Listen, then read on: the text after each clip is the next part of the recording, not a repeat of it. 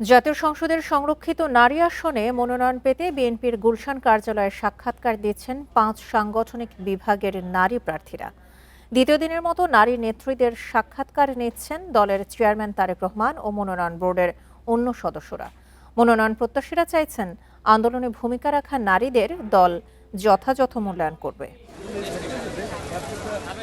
সংরক্ষিত নারী আসনে দলের সমর্থন পেতে দুপুরের পর থেকেই বিএনপির গুলশান কার্যালয়ে আসতে শুরু করেন মনোনয়ন প্রত্যাশী নারী প্রার্থীরা। বিকেল ৩টা ৫০ সাক্ষাৎকার কার্যক্রমে অংশ নিতে গুলশান কার্যালয়ে পৌঁছান দলের চেয়ারম্যান তারেক রহমান। বিকেল ৪টার পর তার নেতৃত্বে আনুষ্ঠানিকভাবে শুরু হয় সাক্ষাৎকার প্রক্রিয়া। অংশ নেন দলের মহাসচিব সহ মনোনয়ন বোর্ডের অন্যান্য সদস্যরাও।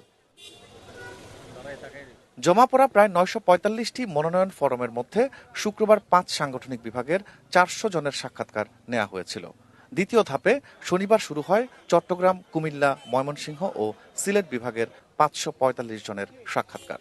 আমরা যারা রাজপথে ছিলাম, গুলির মামলা সমস্ত কিছুর মধ্যে যারা ছিলাম তাদের মূল্যায়ন করা উচিত। যারা দীর্ঘ ১৭ বছর আন্দোলন সংগ্রামে মাঠে ছিল তাদেরকে নমিনেশন দেওয়া এইটাই সবচেয়ে উত্তম। যারা সমাজের ভোকাল পারসন তাদেরকে যদি আমরা নিয়ে আসি তাহলে আমাদের জাতীয় সংসদটা আসলে একটা চমকপ্রদ জায়গা হবে।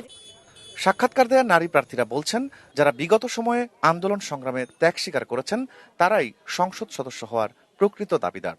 দল থেকে আমি আশাবাদী, যেহেতু সারা বাংলাদেশ থেকে ৩৬ জন নিবে, দল দিল আলহামদুলিল্লাহ, না দিলেও আলহামদুলিল্লাহ। আমার কথা হচ্ছে, আমার সবাই এই পজিশনটা নিয়ে আমি কাজ করব, ইন ফিউচার যেন কাজ করতে পারি, না হলেও আমার কোনো সমস্যা নেই। এই যে সিলেক্টেড যারা অবভিয়াসলি প্রায়োরিটি পাক, আমি চাই যারা সিনিয়র আছে তাদেরকে দেখে আমি শিখতে পারবো। যে তারেক জিয়ার কাছে আমরা কথা বলতে পেরেছি এবং সে আমাদের সাথে আমাদের কথাগুলো শুনেছে, এই জন্য আমার বিশ্বাস যে আমাকে সে ফেলে দেবে না।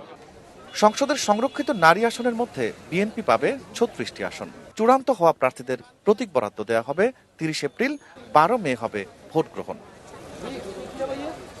রিফাত শিশির, ইন্ডিপেন্ডেন্ট নিউজ, ঢাকা।